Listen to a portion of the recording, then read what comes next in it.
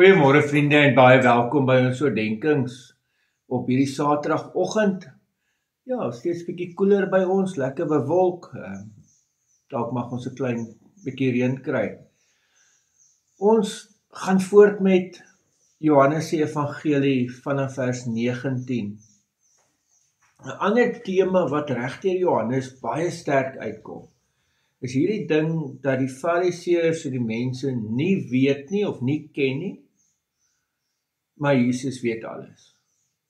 En hy weet en hy ken. Dit kom baie sterk die hele evangelie deur. So kyk, in hierdie gedeelte wat ons vandag lees, begin dit al deurskemer as Johannes sê, julle ken hom nie. Is iemand wie julle nie ken nie. So kom ons lees vanaf vers 19. En dit is die getuienis van Johannes toe die Jode priesters en leviete uit Jerusalem na hom gestuur het om hom te vra, wie is u? Hy het verklaar, dit nie ontken nie, maar openlik verklaar, ek is nie die Christus nie. Hulle vra hom toe, wat dan? Is u Elia? En hy sê, ek is nie. Is u die profeet? En hy antwoord, nee. Hulle sê toe vir hom, wie is u?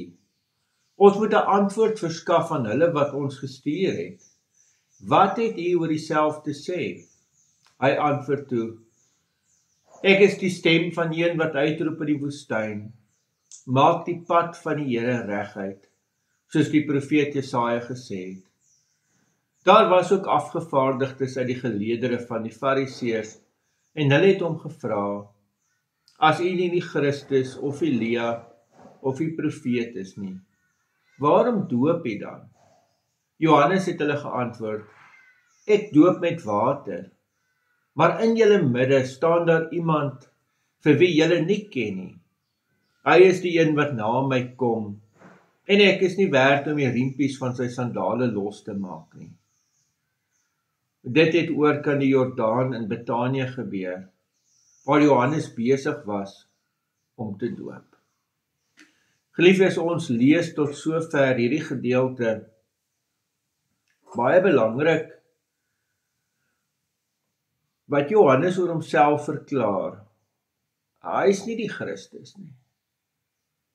En hy is baie eerlik oor sy posisie. Hy is daar om die pad vir die Here gereed te maak, om dit voor te berei. En dan hierdie opmerking, ek is nie eens werd om die riempies van sy sandale los te maak nie.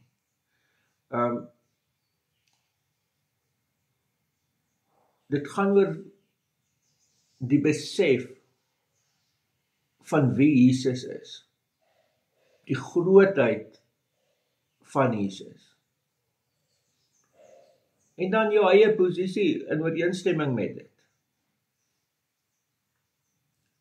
So vriende, as hierdie grootste profeet wat nog geleef het,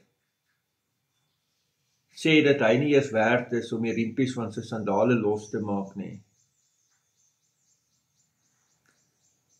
dalk moet ek en jy met meer nederigheid, ook na ons eie situasie en ons eie rol in die kerk kyk. Amen.